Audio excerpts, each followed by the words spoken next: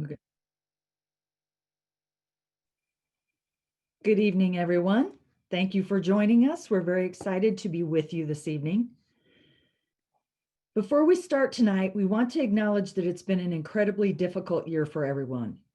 We have collectively faced fierce anxieties, uncertainty, and fears. We've collectively faced those fears, and tragically, many of us have lost friends, faculty members, and colleagues to the pandemic. We recognize that pain. We also recognize that the students we celebrate tonight have persevered in the face of this extremely challenging time, and this evening is intended to respect and recognize their achievements. Welcome to our class of 2020 for May to December graduates, students, faculty, family, and friends. As you can see on the screen, our program this evening will begin with an opening reflection. We have some distinguished guests who would like to share their notes this evening. We have a keynote speaker, Dr. Charles Thomas, and then Drs. Jennifer Moss-Breen-Kozelka and James Martin will be reading the names of the graduates, followed by a welcome from our alumni director, and then closing reflection by Andrea Cuervo-Prados, and then we will have some social time. So that's the plan for this evening. First of all, I would like to welcome Dr. Sarah Barwani, who will provide our opening reflection. Thank you, Dr. Ford, for your introduction. And I am really excited to be here tonight and grateful to be with you all. When Lydia asked if I'd be willing to share my reflections for this event, I immediately said yes, like I do to most everything. And then I was left wondering, what am I going to talk about? And after some reflection, I kept coming back to the 3 G's: grit, gratitude, and going forward. I have seen an incredible amount of grit from my colleagues.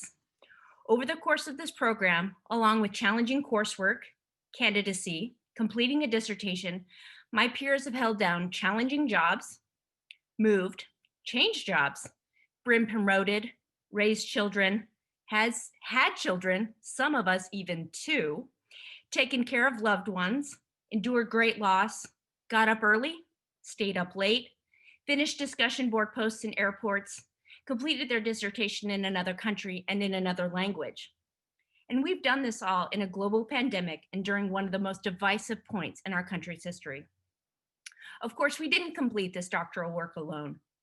We are grateful for the encouragement and wisdom of the core and adjunct faculty, the EdD staff, the Creighton community, from the librarians to those who work in the financial aid office. We have gratitude for our friends and family members who supported us, fed us, and made sure we had quiet time for reading, researching, and writing. We are grateful to those who have asked how our dissertations were going and stuck around to hear the real answer. And for the baristas across the country who kept us caffeinated. So now what? What happens going forward? There's a banner on Creighton's campus that says, "Our success lies in who our students become." No pressure, right? To paraphrase comic book writer Stan Lee, with great education comes great responsibility. I would argue with a Creighton education, our responsibility is even greater. The charisms require us to do and be more. We are called to be women and men for and with others, and to form and create agents of change. Going forward, as Creighton doctoral graduates, may we use our grit and gratitude to create a kinder and more just world for all. Thank you. Thank you, Dr. Barwani. Now we welcome the leaders of the Creighton Graduate School. They will each have a few moments to provide their congratulations. So I'll start with Dr. Gail Jensen, Dean and Vice Provost for Teaching and Learning. Dr. Jensen. Thanks, Dr. Ford. First, let me just start by saying how proud we are of all of you. To earn your doctoral degrees in these extraordinary times is quite an accomplishment. It's a tough road to begin with, and it was even tougher over the last several months. And also how sorry we are. We all, I can tell you, miss not wearing our costumes. We love graduation, and we hope we'll have a hooding ceremony sometime, I don't know, in 2021. It's an important ritual It's probably one of the most special events we do as we bring together our community. We are all a community of learners. And I want to offer thanks to the faculty, the core faculty, the adjunct faculty, that whole community working together with all of you. It's been a tough road for everyone. And you talk about being an adaptive learner. We're all adaptive learners right now. Just a couple of notes to leave with you that, you've come to us as leaders in your various fields. And we haven't harmed you, I hope, in the time you've spent with us. But you have been changed, we hope, because education and learning is something that is always, nobody can ever take that away from you. And I love to say in graduation talks I give that you're going to have what we call the Creighton University DNA. That's now part of you. It's part of how you see things, how you see the world, and how you're going to address problems. So I'm going to leave you with just two things from Chris Lowney's work, which I'm sure you've been exposed to. And one is self-awareness, how important self-awareness is in nourishing all the leadership virtues. But he talks about it's not a one-time project. Yes, you can look at your strengths, your weaknesses, but it's an ongoing, that habit of daily reflection, self-reflection, or the examen. And the examen is grounded in these assumptions that even leaders make mistakes. We all make mistakes, and we learn from our mistakes, but we each have a limitless capacity for growth and development. And finally, one last thing, because I know this faculty pretty well, and they're incredibly innovative and dynamic, and it's about ingenuity. Ingenuity disposes people not just to think outside the box, but to live outside the box. So I think that's what's going to happen to you guys. You're going to live outside the box. So congratulations, and be safe, stay well. We wish you all the best. Thank you, Dean Denson. Next, we have Dr. Cindy Costanzo, Senior Associate Dean of the Department of Interdisciplinary Studies. Thank Dr. you very much. Whoops. Yep. Thank you, Dr. Ford. Well, first of all, I'm very privileged to be with you tonight and want to congratulate you on this accomplishment. It is a significant milestone in your career, and you will never forget it. And my hopes for each one of you is that, and I think this has been role modeled by the faculty, at least I know that this group is a wonderful group to work with, that you focus your energies wherever there is an ability to have a positive influence. I see the faculty doing that and the students doing that on a daily basis.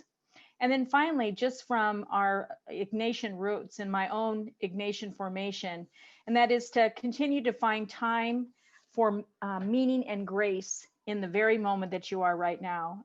The presence is the most important time, and I treasure this time with you, and I congratulate you.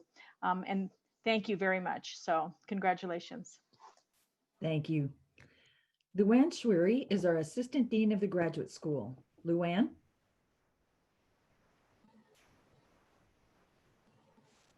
Thank you, Deb. Yeah, I just want to add my congratulations to those you've already heard from Dr. Jensen and Dr. Costanzo. Probably 3 years or maybe longer ago, I stood at your orientation when you came to campus and welcomed you. And that was the beginning of a wonderful journey for all of you. And during that journey, hopefully you met new friends, learned new content. Undoubtedly, you faced challenges, COVID not among the least of those. Struggled with quantitative and qualitative research, but you also overcame those obstacles and persevered in the pursuit of your goal. So I just want to say that we are extremely proud of you and wish you much success in your future. We are very proud to call you Blue Jays, and we look forward to watching you soar. Congratulations, everybody. Thank you, Luann. Last, we have Gladys Janke, Chaplain for the Graduate School.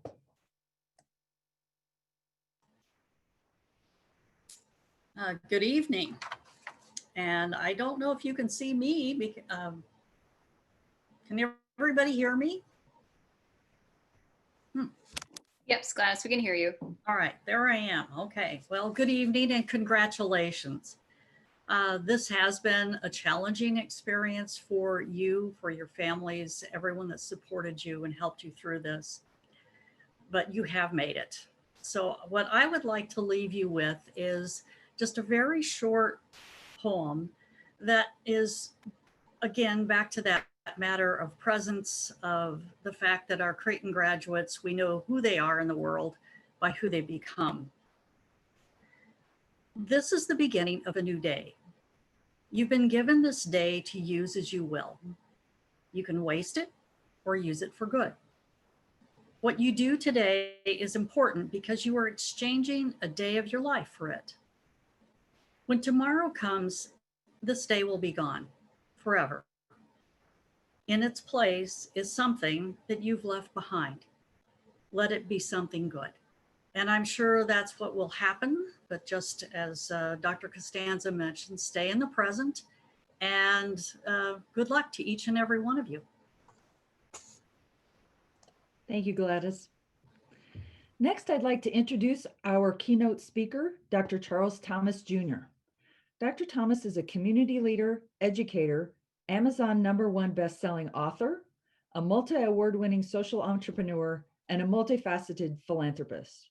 He's the CEO of ClearCloud, a flourishing cloud engineering company that offers specialized cloud services to the intelligence community customers. He has committed himself to service and philanthropic efforts and his varied experiences in the public, private, and nonprofit sectors. Dr. Thomas earned a Bachelor of Science, Master of Science, Masters of Business Administration, and doctoral degrees with distinction. He lives in Northern Virginia with his wife and children, and we are very proud to call him one of our alumni. Welcome, Dr. Thomas. Thank you very much, Dr. Ford. How's everybody doing today? So one of the things that, can y'all hear me? Like, somebody give me a thumbs up to make sure I'm good. Cool. You know, first of all, I want Dr. Ford, Dr. Martin, Dr. Georges, Dr. Costanza, Dr. Jensen, Dr. Schwery, anybody who had anything to do with me being here, I 100% appreciate it, like always. Creighton University is family to me, so anytime y'all ask me to do something, for the most part, if I'm available, I'm gonna do it. Right, the one thing that's missing in that bio, which I think is cool, and I owe you like a snack or some, Dr. Ford, for reading it so eloquently, is the one part. It said, lives in Northern Virginia with his wife and children. 12 days ago, children equaled 2. As of 11 days ago, children now equals 3. We have a new baby boy here, so I'm super excited about that. Malcolm Thomas, we're gonna call him Trey. So I'm very excited, that he's here. So thanks for that. Number 2, congratulations to everybody that's out there, who's, finished their dissertations, graduating and all that type of stuff. It's a remarkable journey to be on. I've been there. I understand everything that's going on, and thanks to everybody for the congratulations. I didn't do anything. My wife did all the work, so I'll tell her congratulations. She's the one who struggled through that thing for multiple hours on November 29th. So, congratulations to all of you for everything that you've accomplished and reaching the apex of something, right? A lot of people have ideas in this world, but not as many go through the execution process. So to all of you, if we were in person, I would 100% say, give yourselves a round of applause, clap for yourself. But since I can't see everybody, I'll do it for you. Well done. We've been there, and I think it's a remarkable thing that you've done. So when Dr. Martin reached out to me, a few weeks ago, and Monica as well, they told me I had like 10 minutes to do this thing. I have no idea. Had no idea how to talk for 10 minutes. That doesn't really work for me, but we're gonna figure it out, just because I know this is, it's a shortened timeline. So in this space, right, I just want to talk to you about about a couple of things about the university, right? First, number one, I want to talk with you about, it's not about me, it's about you and what's about to happen next, right? Number one is what Creighton means to me in general, and then more specifically, I'll talk to you about the doctoral program. Creighton came into my world, right? And I do that for, thanks, Maria. I do that for, I kind of give this linear thought process for those who like to know what's coming. But what it meant to me in general, Creighton, for all intents and purposes, and I haven't shared this with many people, but I feel it appropriate to do so here. Creighton, for all intents and purposes, saved my life in 2009-ish. When I was going through the first, trying to figure out what I wanted to do first, I decided, to go through the master's program. And at that time, I had gotten laid off from a job, which I never thought would happen to me. Got laid off from a job, and then, you know, going through that process, was trying to figure out what I wanted to do. The first business I started was a colossal failure, an absolute failure. This all happened about the same time, and I've shared this part of the story before. I did not handle it well. My best friend was murdered, you know, a couple of years prior. So I went to other means of coping, which I wouldn't, you know, recommend to anybody. So Creighton very literally saved my life. Some of the people in my class that I didn't share this story with a lot of people at the time, but some of the people in my class that I felt connected with, even though it was, you know, it was mainly online, started talking to them on a regular basis on a day-to-day perspective of what I was going through and how to handle these situations. A couple of people sent me money to keep me afloat, which I paid back. And so no matter what happens, I can't even think of a reason why I would say something negative about Creighton, period. Like, I just don't even know what someone could say to me to make me say anything negative about this university. It is a place very near and dear to me. Like, the growth that I had here was revolutionary and evolutionary in thought and behavior, right? So when I've talked about, you know, why, like during the time when I got into the first program, it was a time where I literally had $9.82 in the bank, period.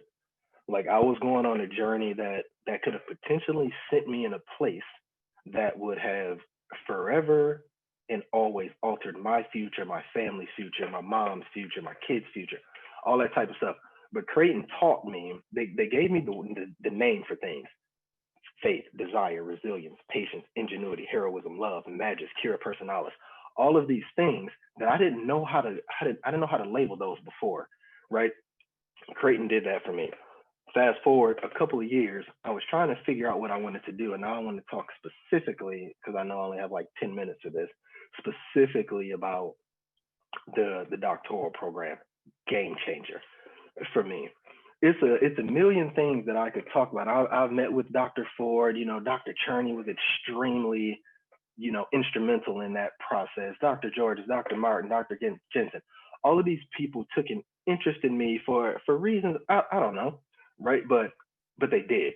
And because of that, my journey has been forever altered. The trajectory of my life journey completely changed from 2011 to like 2014 is when I finished my dissertation in like 13, defended in 14, and everything has been different for me post that, right? So again, it's a billion things that I could talk about, but the main ones I really, really want to impart on people are what Creighton gifted me, what I learned during the doctoral program, and what I will gift you specifically, right?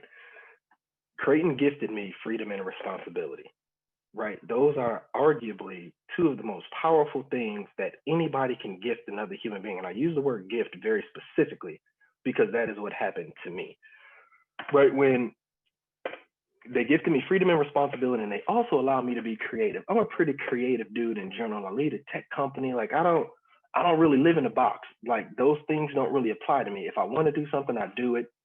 That's not, Creighton allowed me to get that back. For many, many, many, many years, I had lost that, right?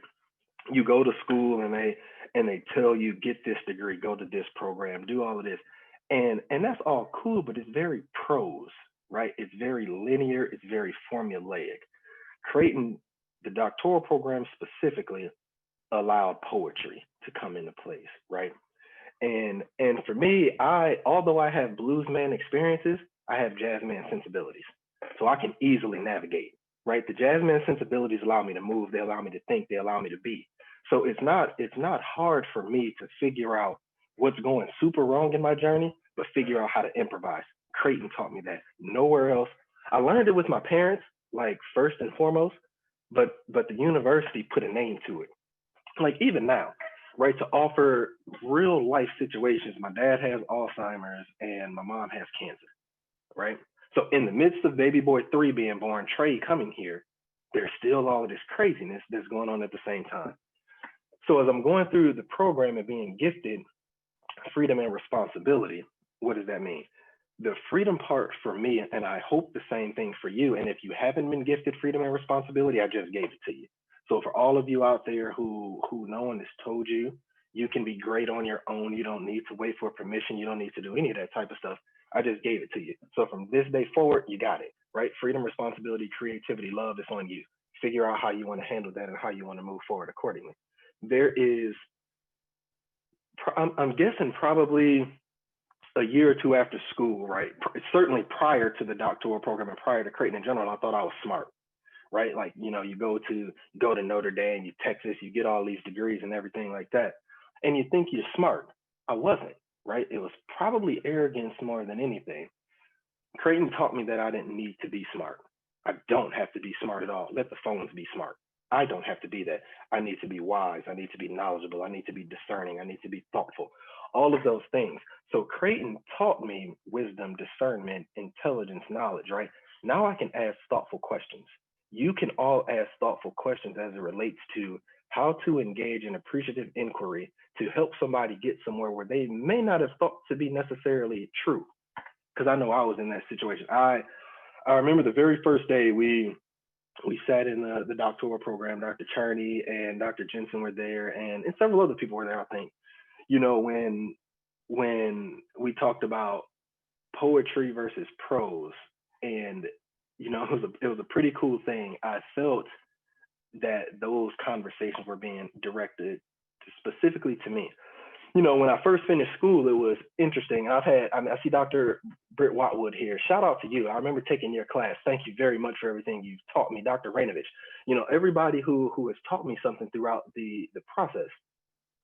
When I first finished the program, I thought that I still needed to be smart. Despite everything that Creighton taught me, I thought that I needed to be smart, right? I'm going to give talks. I'm dressed in my three-piece suit and everything like that. And I would start off with quotes, right? Like Samuel Beckett teaches us, you know, try again, fail better. The great Rabbi Abraham Joshua Heschel teaches indifference to evil is more evil than evil itself. William James teaches us that indifference is the one trait that makes the very angels weep. I thought that I needed to say all of that type of stuff. It's not true. I wasn't being true to me. When Creighton gifted me freedom, responsibility, and creativity, they also allowed me to stop being tired. Now, why are we tired? Many of us have went through this life for years and years and multiple decades, and we're constantly tired. Ask yourself why, right? Why are we so tired? Is it because of the academic rigors? Is it because of the life challenges? Maybe, probably not, right? The real reasons are we're probably tired because we aren't being us. It's hard to let your representative shine through 24/7, 365. At some point you get tired of being that thing that you're not. I stopped doing it, right? When I first finished school, I thought I needed to be a professor. Let me go and teach here. Let me go and teach here. Let me go and get in this research journal. Let me go and write this book. I can, but just because I can do something, just because you can do something, doesn't mean you A, want to do that thing. B, it certainly doesn't mean that you have to do that thing. You 100% don't. So now I do what I want to do, right? Because I have that freedom, because you have that freedom, that responsibility, that creativity. If you want to go teach at a research school or not, cool, go do that. If you want to write a book, go do that. If you want to go and ride your bike for 200 miles, go do that. No one cares other than you, right? The creativity, the freedom, the responsibility that you learn from a place like Creighton University, along with the Jesuit charisms, are game changers, right? Right in front of the business school, right? The fountain, I think it's still there. I haven't been there in a while since the pandemic, but it says, go forth and set the world on fire, right? That's serious business. That's serious business. Go forth and set the world on fire. And one of my classes out here, every semester we read Chris Lowney's book, Heroic Leadership, right? He talks about, you know, the Renaissance humanist. He talks about Uomo Universale. He talks about refuse no man or woman of quality. That's what we all are. Creighton has taught us that. Creighton has given us that. So it's a remarkable thing as it relates to how to move forward. And the responsibility piece to me has been pretty cool, because when God opens these doors for us, you can't mess that up, right? Leading a tech company, having a new baby that comes into the world, that's on me now, right? There is a way of even through all of the challenges. Like I said earlier, blues man experiences, jazz man sensibilities. Figure out how to get that type of stuff done. And having the freedom from Creighton gifting me freedom, Creighton gifting you freedom, it doesn't mean that you're lazy. It doesn't mean that you're complacent, because I do think that's an attitude far more dangerous than rage. So if you take nothing else from this talk, don't be complacent. Not a cool thing. The world runs people like that over. Figure out the lane that you're going to be in and go after it. You've already climbed your Mount Everest in one field. Go and climb multiple other mountains, right? It's okay. You don't have to get into this box. You don't have to do what people tell you to do. Do and be whatever you want to do and whatever you want to be. It's become very easy for me to be a free bird now and fly freely, because I'm comfortable with who I am. What Creighton teaches us more than any other university I've been in, and I'm very self-educated too, arguably much more than I am formally educated. But one thing that Creighton does that no place else that I've been to in the last decade, they foot stomp self-awareness, self-reflection, critical self-examination, the Socratic way of thinking that says, who am I? What is it that I'm supposed to do in this world? They offer the insight into Shakespeare, to thine own self be true, right? Again, if I can't be me, what's the point of the game, right? Now, yeah, I can dress up in a suit and I can go and I can quote, articles and stuff with the best of them. 100%, no problem. I am no one's intellectual inferior, right? Neither are you. But you don't have to do that. The name of the game is to go out there and offer value in a way where people remember you long after you're gone. 100% long after you're gone. The books that I write is cool, right? They happen to be #1 Amazon bestsellers or whatever. Doesn't matter. It's cool in the fact that you offer something of value that people can take with them when they're in tough times. My buddy's mother just passed away. He told me he read Breakthrough 3 times over the Thanksgiving holiday. That's the type of stuff to me that's cool, right? No, that book could have sold 1 copy or 1 million copies. If he was the only person who bought that book and read it 3 times over the course of Thanksgiving of 2020, I'd have been perfectly fine with that. Because my job wasn't to sell a bunch of books. My job was to make a difference in the life of some human, right? Whatever that looks like. And I know I'm running short on time, so I'm gonna end it here. Another thing, in addition to freedom, responsibility, and creativity, that Creighton offered to me was the shift in cognition and behavior that came with winning and losing. And if many of you have met me, and if you've talked to me for any more than like 3.5 minutes, you know I'm a hyper ambitious, hyper competitive dude, which is arguably my worst human flaws, right? That's just who I am, but I've learned to accept that. Before, I used to fight and be like, no, I'm not competitive. No, I'm not ambitious. No, I'm not an assassin. Yes, I am. 100% true. That's perfectly fine. Once I accepted those things, and everything that I did prior to that, it was win and losses. I win, you lose, you win, I lose. That's just not the way it is. Every conversation was, well, I need to prove to you that I also know what's going on. That wasn't the right way to be. Creighton taught me understanding, right? They foot stomped the Stephen Covey thought process of seek first to understand before being understood, right? So that helped me tremendously as I started to propel and move in different directions in my current journey. And the win and losses, where it really changed the game for me, is not about wins and losses. It's about, do you accept the challenge? Do you accept the challenge? You've all been gifted with something extremely powerful by finishing your degrees from one of the top universities in the country. You now have an obligation to go out and teach, share, love, offer value however you can. But it's not about wins and losses anymore.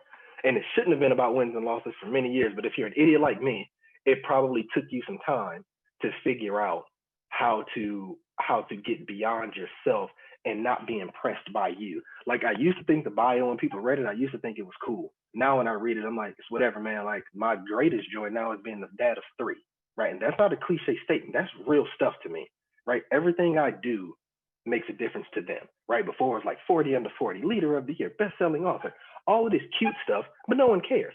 What matters is when my kids turn 18, 20, 24, 30, 45, 50, they offer value to the world in a way that I was never able to do it, right? So that's the cool thing.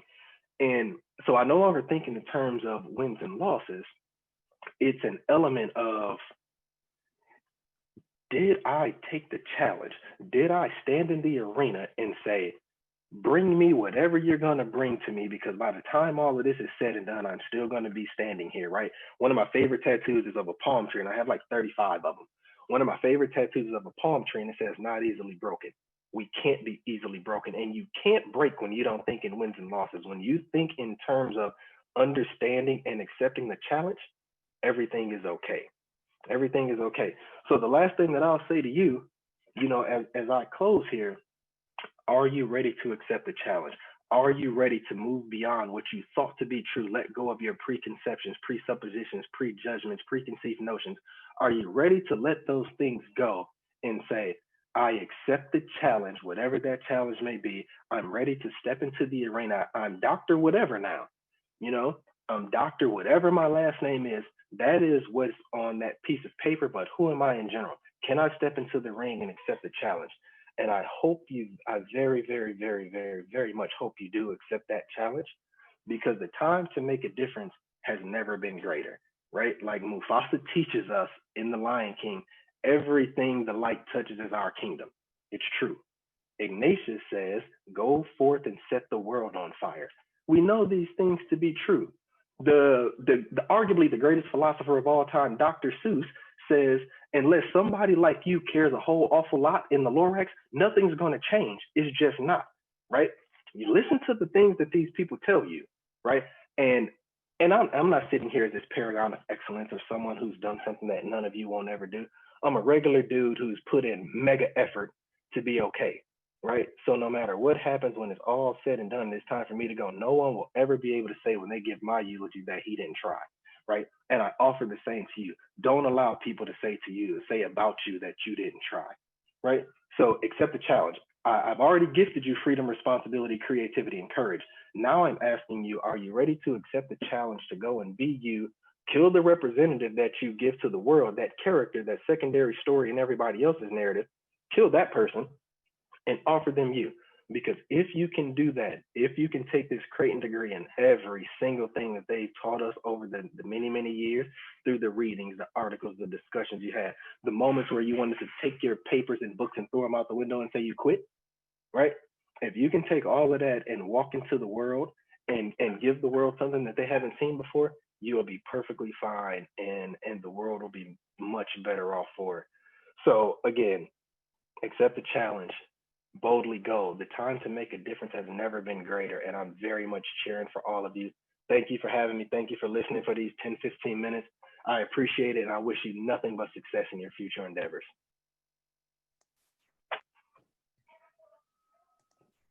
Thank you, Dr. Thomas. We don't have a really good way to applause, so we do this. Appreciate you sharing your story, your insights, and your gifts, as well as your time. Thank you very much. Next, I would like to welcome our program director, Dr. Jennifer Moss-Breen-Kozelka, and our assistant director, Dr. Jim Martin, who will read the names of the graduates. Thank you. We're happy to read the names of the graduates, and I hope you can all hear us very easily. For the Master of Science in Interdisciplinary Leadership, we are happy to honor Melissy Plug, establishment of Elkhorn Valley View Middle School Project Literature Chapter. Thank you, Melissy. Congratulations. And Eitan Grabart, grant request submission, the Lisa and Douglas Goldman Fund. And honoring the EdD in Interdisciplinary Leadership, Maria Albert, the causal comparative throughput analysis on transfer level mathematics students in California Community College. Brian Anderson, student achievement, exploring the standardized test scores of low socioeconomic status students in the District of Columbia's traditional and selective public high schools. Nicholas Argento, lay secondary teachers' understanding of the Ignatian charism. Sarah Barwani, volunteer retention at 2 CASA programs, a comparative case study. Dan Blumhart, perceptions of elementary principal roles in teacher well-being. Marie Bordelot, Jesuit leadership, charism, and school sustainability. Marilyn Brock-Todd, communication behaviors and the ramifications on music group cohesion and participant continuance, implications for leadership, teams, and successful performance. Brian Bushnell, a mixed method study of the relationship between perceived leadership styles and employee engagement in the Transportation Security Administration. Marilyn Cannon, an analysis of elementary mathematics specialists' contributions to K-5 mathematics teachers' efficacy. Andrea Cuervo-Prados, The Ends of the Means, a case study of dignity and inclusive business. Dave DeRoche, Does Mentorship Matter? The experiences of African Americans from low socioeconomic status in science, technology, engineering, and mathematics. Eric Elston, The Effect of a Mentoring Intervention Program on Achievement, Attendance, Behavior, and Matriculation of At-Risk High School Students. Kylie Fleming, a transcendental phenomenological study on how experienced mediators elicit enhanced capacity from parties during unscripted aspects of mediation. Kimberly Garcia, Toxic Leadership in HR. Trisha Garwood, Influence of a Leader's Creative Problem-Solving Preference on Efficacy of Team Collaboration. Tracy Geis, Instructional Designer Leadership, Leading from the Middle. Chanel Hampton, Effective Retention Strategies for Teachers in Large Urban Communities with Majority Black Student Population. LaShawn Hayes, Social Interaction Challenges of Soldiers that have transitioned to civilian life after serving 20 years in the Army. Claire Hill, Exploring Alaska Native and African American Parent Perspectives, the Educational Achievement Gap. Stephanie Hinshaw, The Long-Term Influences of Toxic Leaders on Their Followers, a qualitative descriptive study. James Jones, Shootings on 3 Historically Black Colleges and Universities, a qualitative comparative case study. Jenny Kim, Measuring Academic Outcomes of Equity and Racial Equity Policies in Public Schools. Ashley Lang, Effective Retention Strategies for Teachers in Large Urban Communities with a Majority Black Student Population. AJ Lauer, Cyber Infrastructure Professionals, Withdrawal Cognitions, an exploration of race, gender, and occupational climate in high-performance computing. Ned Lauver, an examination of job competencies and motivation of high school assistant principals in Ohio Public Schools. Gina Liberati, Lives Disrupted, Exploring and Understanding the Lived Experience of Parents, Guardians of First-Generation Students in a Jesuit High School Setting. And I think with this, I pass it to Dr. Martin. Yes, Danielle Miles, An Exploration of Factors that Foster Collaboration Between School District Leaders and Principals. Andrea Niebel, An Exploration of the Role of Political Skill on Decision-Making for Resource Allocation in Higher Education. James Peet, Employee Engagement at the U.S. Army Cyber Command. James Tomas Reynolds, Knowledge Transfer Challenges Army Leaders Experience at a Southwestern United States Military Installation, a case study. Christopher Romano, training the next generation of public college presidents, advancing a framework to prepare aspiring college presidents. Douglas Ryan Sagers, an examination of the impact of the Duncan era higher education policy as perceived by proprietary school leadership. Corey Sepich, the deepening of Catholic identity through a focus on mission and school culture, a case study on diocesan high school without a religious order affiliation. William Stankiewicz, nonprofit boards and fundraising, Do Expectations Make a Difference? A mixed methods study. Sarah Vandekamp, Perceptions of Shared Responsibility in Academic Advising, a qualitative case study of students and faculty advisors at a small Christian Midwestern liberal arts university. Pankawi Victors, Wang Ho, the rise of Native American women who pursue elected state office. Aaron Wang, psychological flexibility and experienced vicarious trauma among United States probation officers. Christopher Wright, investment in training for professional services employees, relationships between training, employee performance, and retention. Anthony Zinni, military leadership and organizational innovation, a case study of the Pacific Theater in World War II.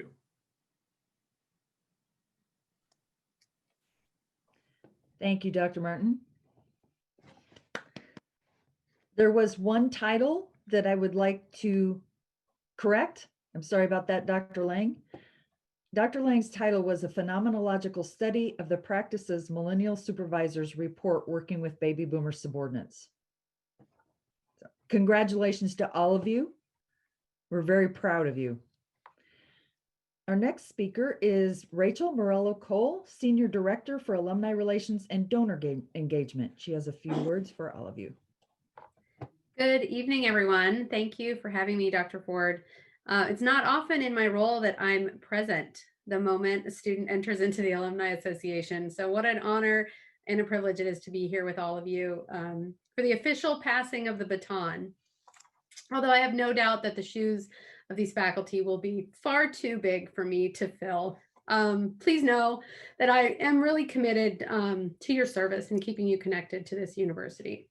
So my only ask of you tonight is that you make sure they have your proper contact information so I can mail you a welcome gift on behalf of the Alumni Association. And CT, it was so wonderful to see you. Thanks so much, everyone. Thank you, Rachel. At this time, we would like to acknowledge all of the families and friends of our graduates. No one achieves this accomplishment alone. All of you have contributed all kinds of support, time, financial resources, and encouragement, particularly when the going got rough. So we thank all of you.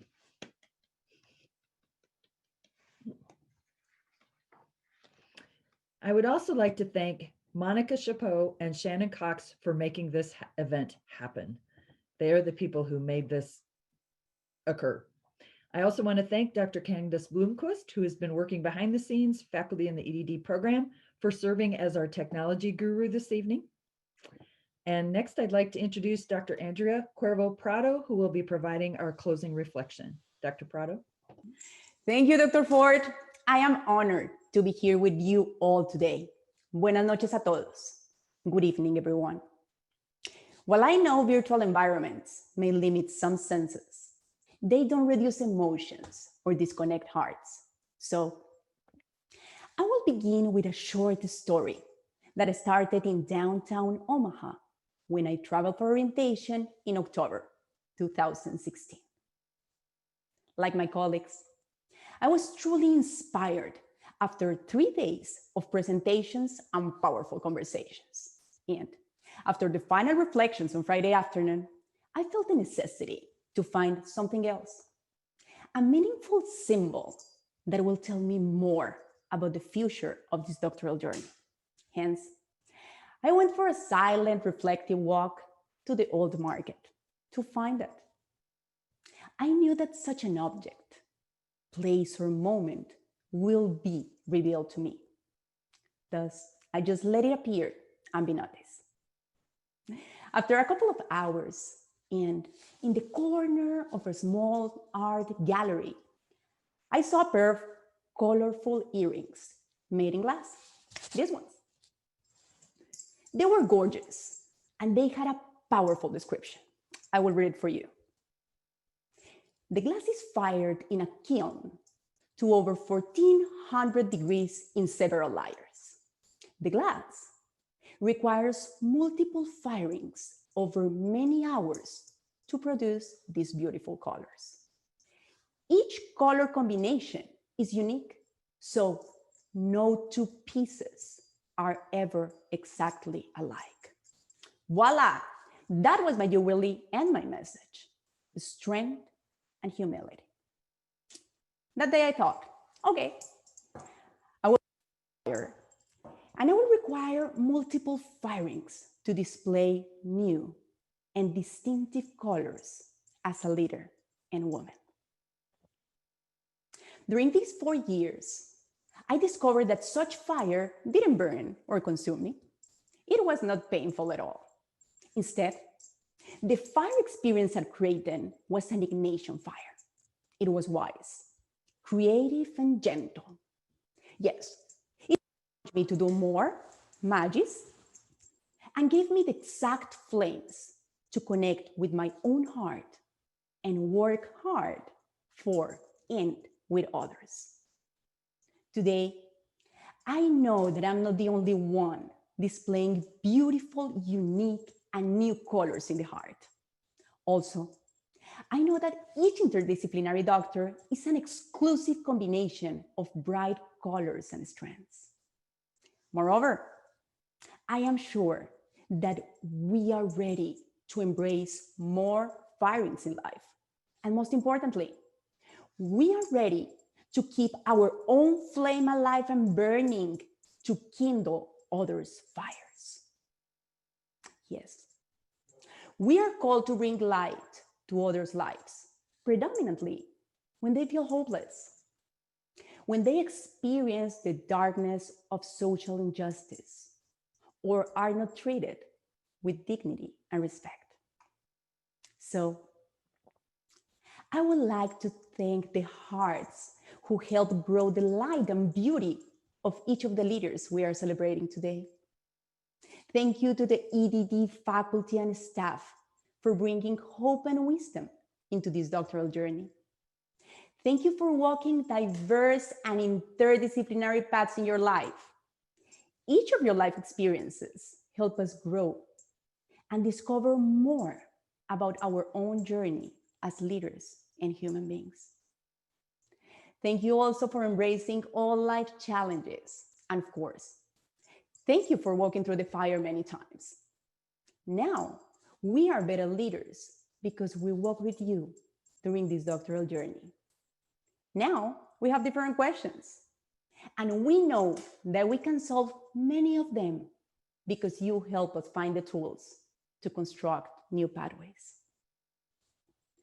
Although each person at Creighton has a piece of our achievements, I would like to express my deep sense of gratitude to 4 fine and caring professors I had the privilege to meet during this doctoral journey. Thank you to Dr. James Martin Jr., Dr. Jennifer Mosbrink-Kuselka, Dr. Rebecca Shively, and Dr. Rob Coons. While each of you is also unique, I could see the flame in your hearts educating and inspiring many different individuals with your art, discipline, questions, silences, and wisdom. Thank you for your courage, honesty, patience, kindness, and resilience.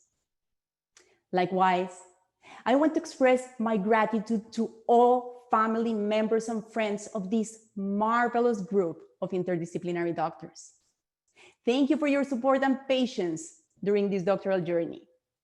I hope you always remember that your love brought us here today.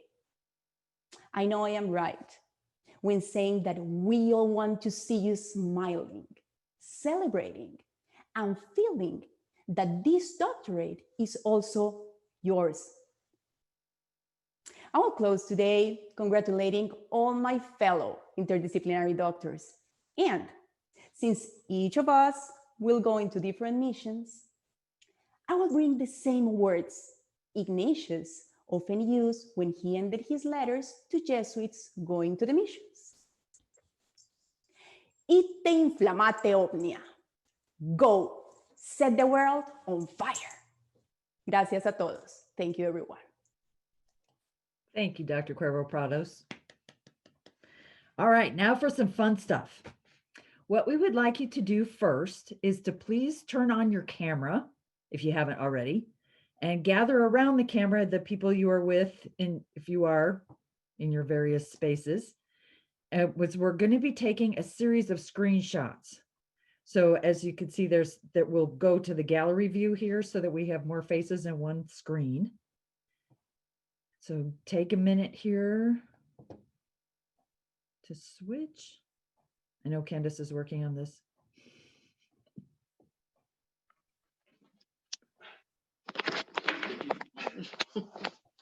There's some people.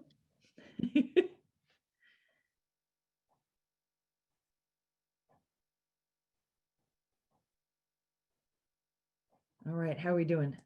People gathering around here? I'm seeing lots of faces. This is good. Okay, Monica, are you ready? Okay, keep smiling because we have several shots to take to get everybody. So, Monica, let me know when you're done.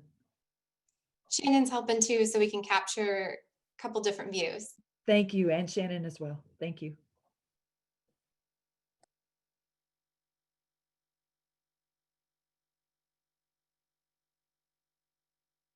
Maybe 10 more seconds.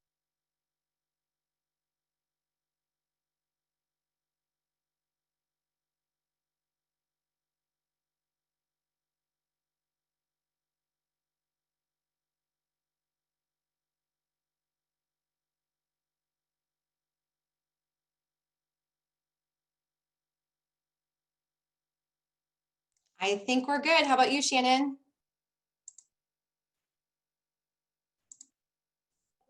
Sorry. Yes, I think I got them too. Good deal. Thank you so much. Thank you to both of you. We appreciate it. Okay. Last, I would like to introduce Dr. Leah Georges, also a faculty member in the department, who will bring us into our social time. Dr. Georges. Thank you. Thank you, everybody.